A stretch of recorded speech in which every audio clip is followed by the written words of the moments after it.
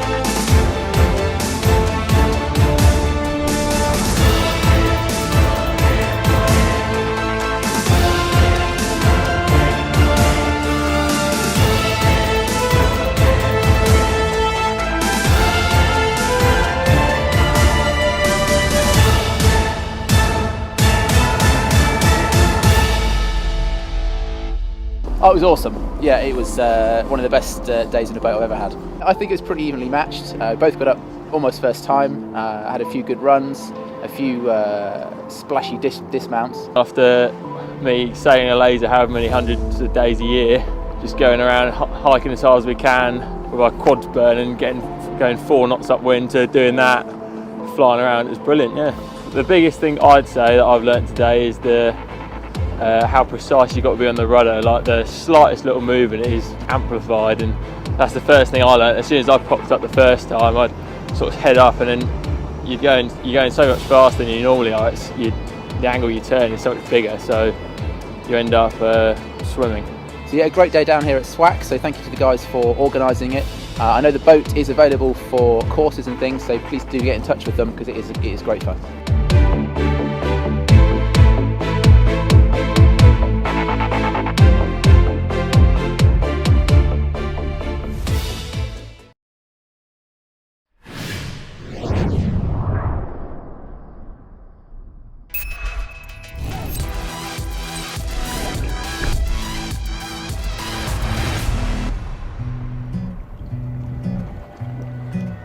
He's got the whole world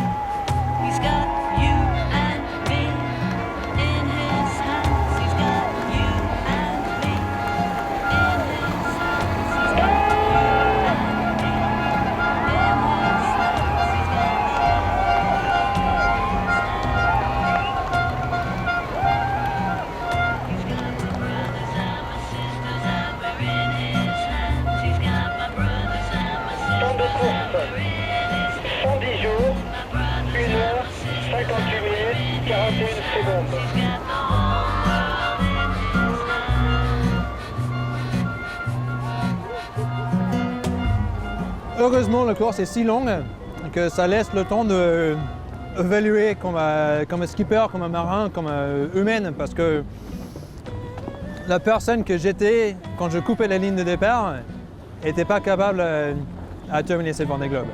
Je créais la force, ou je trouvais la force au fil du temps que j'avais besoin pour confronter tous les défis, tous les challenges que j'ai eus. C'était beaucoup plus dur que j'imaginais. Je crois que pour moi, c'était une course exceptionnellement difficile, avec toutes les conditions, avec tous les problèmes techniques que j'ai dû gérer, et toutes les situations vraiment extrêmes dans lesquelles je me trouvais.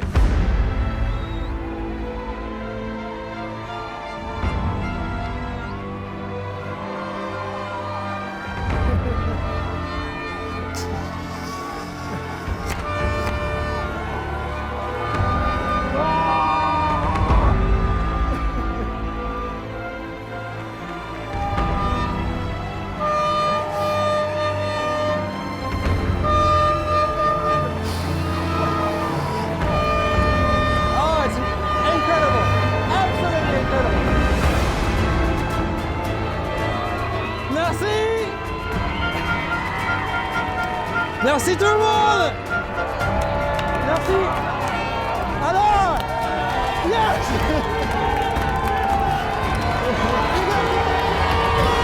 Vous êtes génial! Vous êtes incroyable! Merci bien!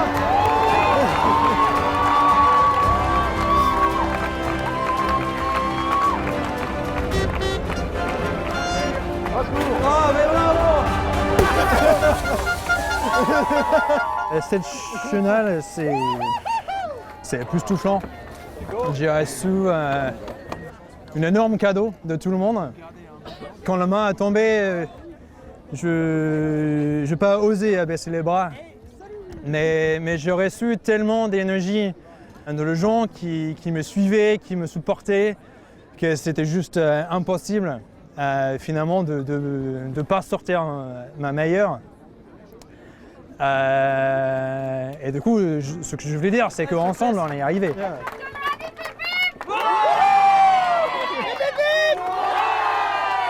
J'ai eu ce que je cherchais, c'était la chance de ma vie pour me confronter contre plein de défis et d'avoir eu la force de trouver l'énergie de confronter tout. Et je crois que ça, c'est la leçon. Finalement, à course, en position, c'est pas ça qui compte. C'est un défi humain et je suis ravi d'avoir participé. Donc, merci.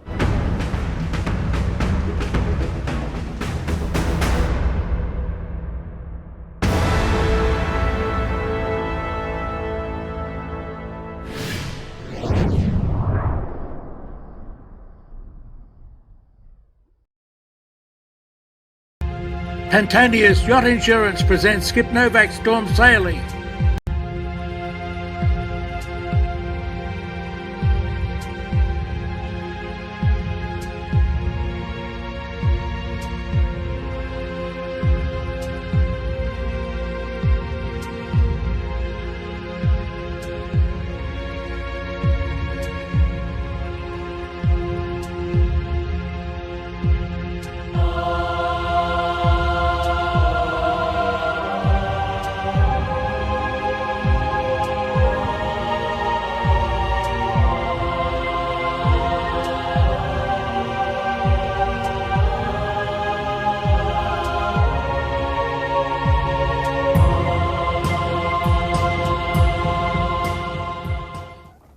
Welcome to Yachting World's Heavy Weather Seamanship Series, produced in association with Pantaenius Yacht Insurance. If you're caught out in heavy weather and you have to make an anchorage which you don't know, it's an uncharted spot, Skip Novak's going to show you how to take soundings to find your way in safely.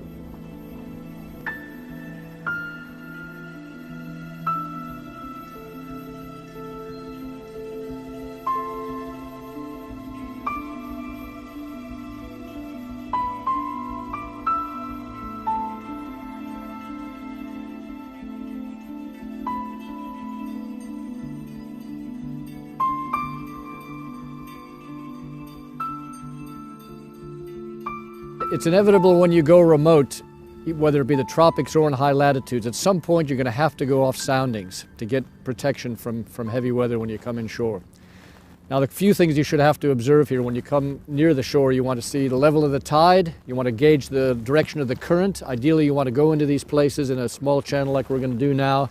Tide against you, current against you, rising tide hopefully. Not always possible, but that's the ideal situation. Also, if you can, with the light behind you, overhead or behind you is ideal, because sometimes we're going to put a man on the bow or maybe even up the rig today as we go through this channel to have a look at the bottom.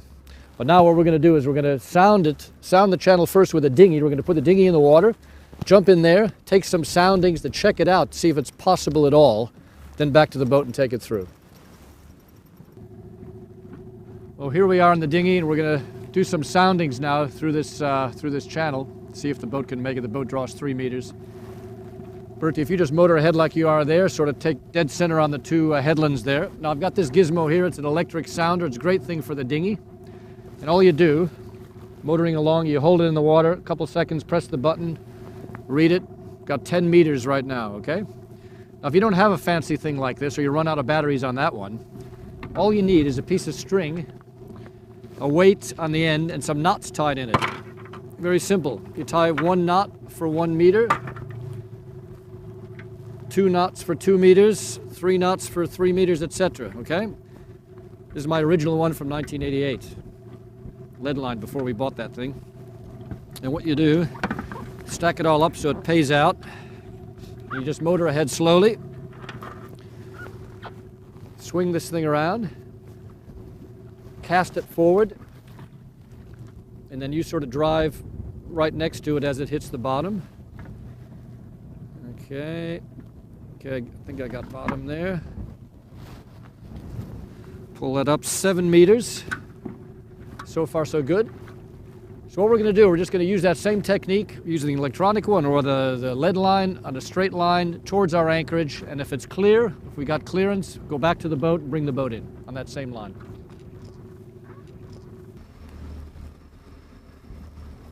Okay, we're approaching the channel that we just sounded. We're going to come in on the same line as the dinghy, but just as an added safety, we're going to put Dave up the spreaders with a life harness on, clipped in. And just in case there's any other rocks or any other dangers, he's got a good view. We've got the sun behind us, which is good.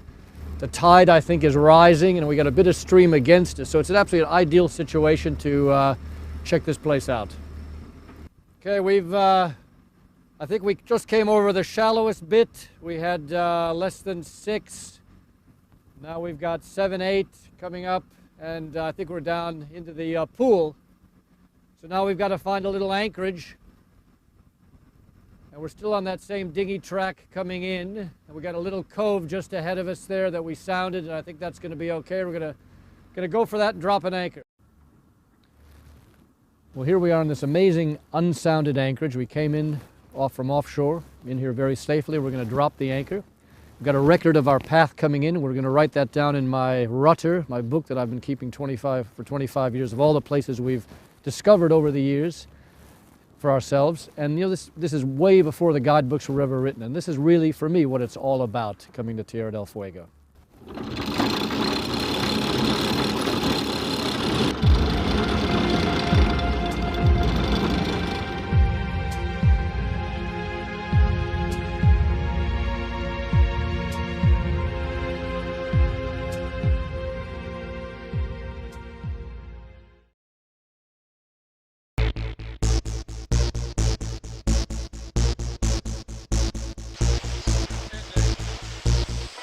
Offshore, Carl Kwok's TP-52 Bojest was helmed by Paul Kayard, the American yachtsman, with Gavin Brody, the tactician, standing beside him. No wonder they won all the races. Lindsay Steed's Yeah Baby Botek was second overall. We were offshore with the boys as they came crashing back into the heads. Big swells, big seas, lots of rain. It was a thrilling ride for all of us.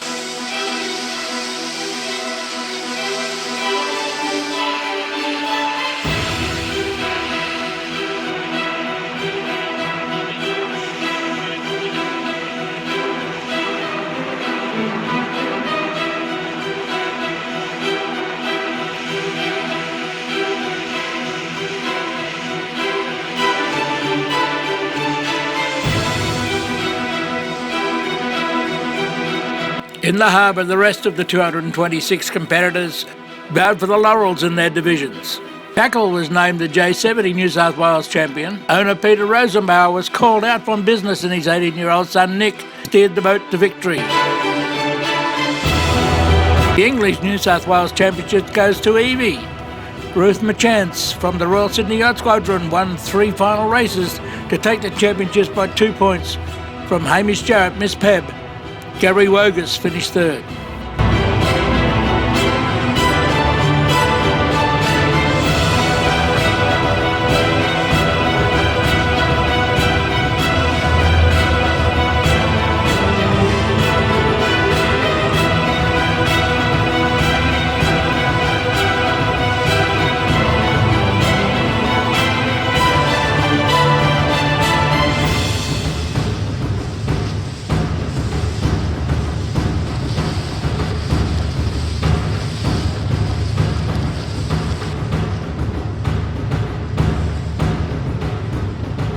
Ed Solders won the Sydney 36 Championships, having only recently joined the class after returning from long offshore racing.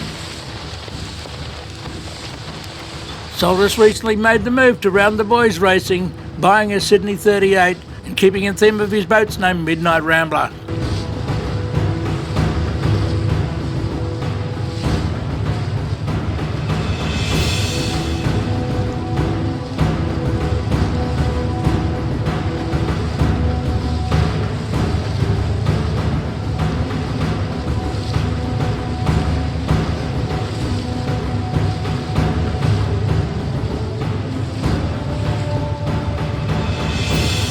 PHS spinnaker and non-spinner divisions are major competitors in the Sydney Harbour Regatta, and they made a spectacular sight on the harbour in the heavy winds. Ray Parrott's X-Ray was thrilled with the win in the spinnaker division 1.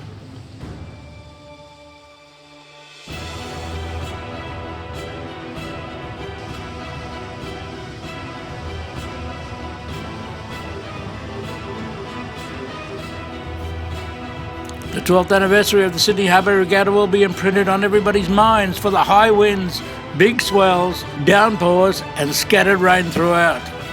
You can see, we were there.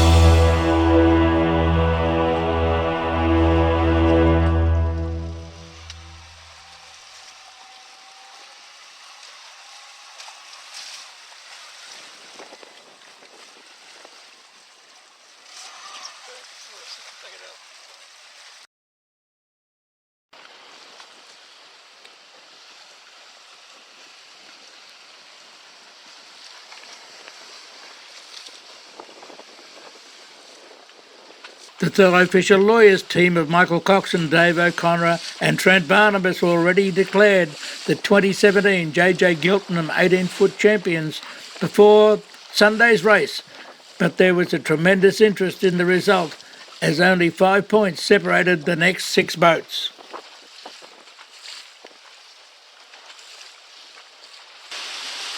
With the south-southwesterly wind ranging from 15 to 25 knots meeting the 26-boat fleet, it was going to be a real test of all teams over the long south course.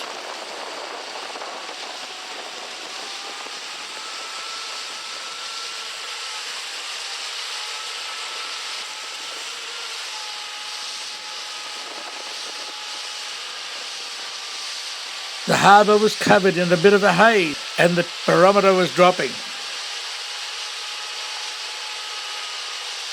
Desperate to prove what might have been with a little bit more luck, the New Zealand Yamaha team of David McDermott, Matt Stephen and Brad Collins scored their 4th win of the regatta in brilliant style. Yamaha and the new champion Thurlow Fisher Lawyers gave spectators a glimpse of power sailing in the fresh wind before Yamaha gained the upper hand to win by 1 minute 44 seconds. Cooper's 62 Rag and Famish Hotel, Jack McCartney, Peter Harris and Mark Kennedy confirmed their consistently good form to finish 21 seconds behind Thurlow Fisher, and this was enough to give them second place overall in the championships with 25 points. Thurlow Fisher's winning score was 16 points.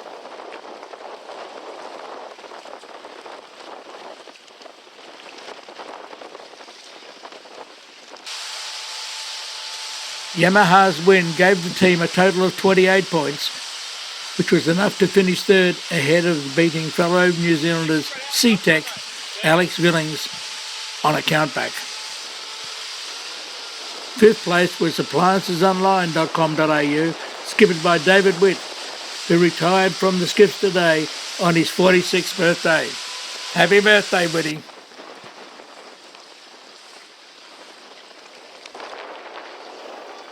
US champion Howie Hamlin and Harkin grabbed the early lead from Yamaha at the windward mark, followed by Triple M James Ward and defending champion Smeg Lee Napton.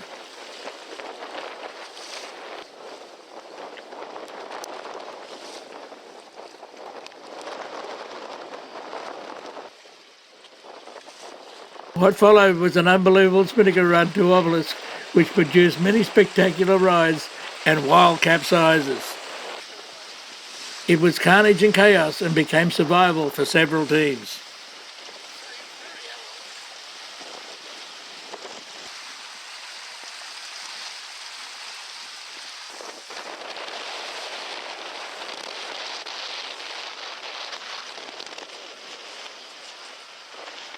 Once the race settled down, on the work back to Rose Bay Mark, Yamaha took a narrow lead from Thurlow Fisher, Cooper's Rag and Famish, C-Tech and Harkin, with the rest of the fleet well back, either capsized or struggling.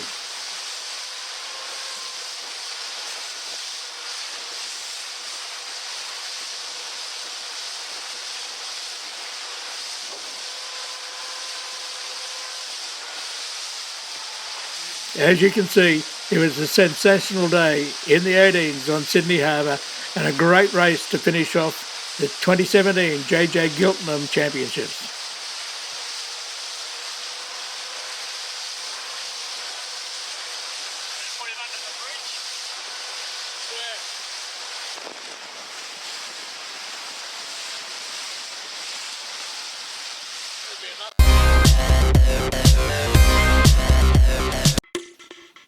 Boats on TV, the producers of the weekly TV show World on Water, in conjunction with LF Sports Melbourne, announces the game changer in sailing video coverage, event live streaming.